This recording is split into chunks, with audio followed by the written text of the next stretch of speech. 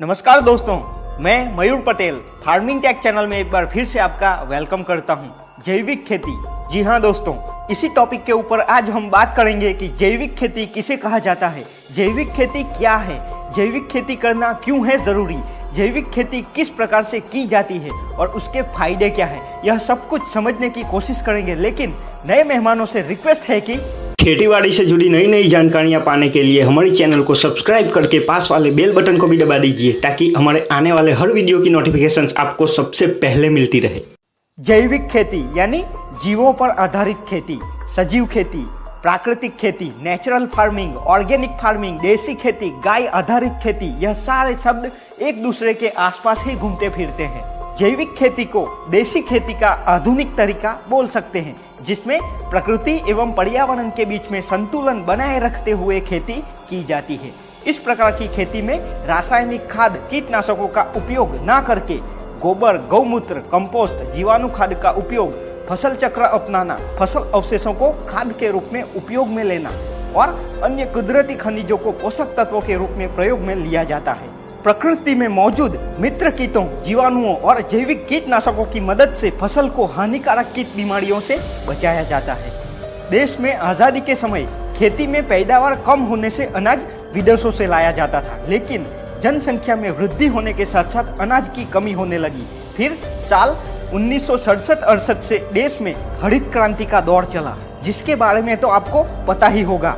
आधुनिक तकनीक, हाइब्रिड बीज, खाद उर्वरकों के उपयोग से देश की धरती मानो सोना उगलने लगी। इस बीच भारत में अन्न उत्पादन में अभूतपूर्व वृद्धि हुई और वहीं से फूला फला रासायनिक खाद, कीटनाशक, जहरीले केमिकलों का कारोबार। अधिक से अधिक अनाज एवं उपज प्राप्त करने की होड़ में रासायनिक खाद, कीटनाशी रसायनों का अंधाधुंध प्रयोग किया जाने लगा, जिसके चलते भूमि बंजर होती गई, मिट्टी की उर्वरा शक्ति में कमी आ गई, मिट्टी में पाए जाने वाले अनेक उपयोगी जीवाणु नष्ट होते गए और देश के किसानों ने एकदम खुला इन्विटेशन दे दिया कैंसर जैसी खतरनाक जानलेवा बीमारियों को।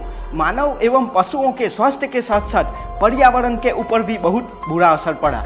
तो मानव एवं पशु स्वास्थ्य के साथ साथ पर्यावरण को बचाए रखने एवं मिट्टी की उर्वरा शक्ति को फिर से बढ़ाने के लिए जैविक खेती जरूरी बन गई है। जैविक खेती देसी और टिकाऊ खेती का एक प्रमुख घटक है, जिसका उद्देश्य रसायनों का प्रयोग न करना यानी जहर मुक्त खेती। अगर यूरिया, डीएपी, एनपीके से ही पेड़ पौधों की अच्छी वृद्धि संभव होती तो अब तक सारे जंगल सूख जाने चाहिए थे। वहां तो कोई खाद डालने नहीं गया, ऐसा अब तक नहीं हुआ। मतलब कि मिट्टी और प्रकृति में सारे तत्व मौजूद है जो कि पेड़ पौधों को चाहिए। तो जैविक खेती के लिए आवश्यक घटकों की बात करें तो गोबर और गौमूत्र, जिसमें गोबर की खाद, गौमूत्र, गोबर गैस की स्लरी का खाद के रूप में प्रयोग।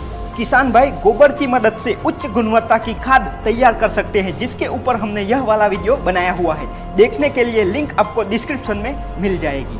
गोबर खाद के अलावा गोबर गौमूत्र के उपयोग से तरल जीवामृत, घन जीवामृत, बीजामृत, पंचगव्य, मटका खाद जैसे घटक घर पर तैयार करके और उसके प्रयोग से मिट्टी की उर्वरा शक्ति बढ़ाने के साथ साथ उपज में भी वृद्धि की जा सकती है। वर्मी कंपोस्ट यानी केचुआ खाद का उपयोग भी फायदेमंद साबित होता है। इसके अलावा कीट नियंत्रण के लिए गौमूत्र और कुछ वनस्पतियों की पत्तियों से कीटनाशक भी तैयार किया जाता है, जैसे कि नीमास्त्र, ब्रह्मास्त्र, अग्निअस्त्र, 10 पर्णी अर्क का प्रयोग हानिकारक कीटों को फसलों से दूर रखता है।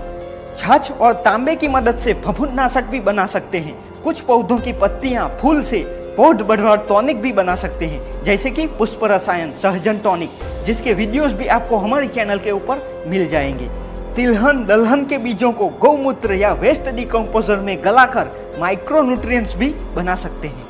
गोबर गौमूत्र के अलावा बात करें तो फसल चक्र को अपनाकर फसल अवशेषों को विघटित करके खाद के रूप में परिवर्तित करना, हरी खाद का ज्यादा से ज्यादा प्रयोग करके भी पोषक तत्वों की पूर्ति के साथ साथ मिट्टी की उपजाऊ शक्ति भी बढ़ा सकते हैं। उसके अलावा आते हैं जैव उर्वरक, जिसमें कुछ जीवाणु कल्चर्स होते हैं जो वायुमंडलीय नाइट्रोजन और मिट्टी में फिक्स पड़े पोषक तत्वों को पौधों को उपलब्ध कराने का काम करते हैं, जैसे कि राइजोबियम, एजोटोबैक्टर, एजोस्पेरिलम, पीएसबी जैसे कई और भी है। इन जैव उर्वरकों के ऊपर विस्तार से जानकारी चाहिए तो आपको हमारा यह वाला वीडियो देखना पड़ेगा। लिंक आपको डिस्क्रिप्शन में मिल जाएगी। ऐसी और भी कई विधियां हैं जिसे अपनाकर किसान बिना रसायन यूज किए या रसायनों का कम से कम उपयोग करके जैविक खेती कर सकते हैं। अब जैविक खेती से होने वाले कुछ फायदों की बात करें तो जैविक खेती से भूमि की उपजाऊ शक्ति में वृद्धि होती है, यानी मिट्टी की भौतिक दशा में सुधार होता है। पानी की जरूरत में कमी आती है, जिससे सिंचाई अंतराल में वृद्धि होने से पानी की बचत भी होगी। रासायनिक खाद एवं दवाइयों के ऊपर निर्भरता कम होने से लागत खर्च में भी कमी आएगी। जैविक खेती से फसलों की उत्पादकता में एवं गुणवत्ता में वृद्धि होती है।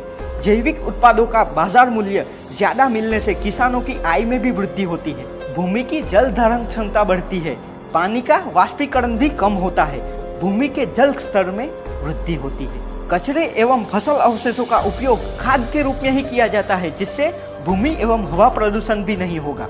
जैविक खेती पशुधन पर आधारित होने से देसी गाय बैलों की रक्षा होगी, पशुपालन को भी बढ़ावा मिलेगा।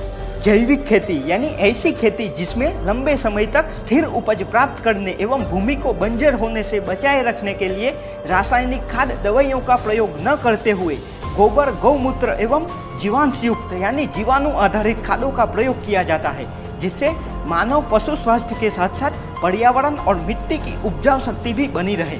ऐसी खेती को जैविक खेती या ऑर्गेनिक फार्मिंग कहा जाता है। तो दोस्तों, उम्मीद करता हूँ कि जैविक खेती का यह छोटा सा मगर उपयोगी परिचय जैविक खेती शुरू करने वाले किसानों के लिए प्रेरणादायक बना रहेगा। जय किसान, जय हिंद।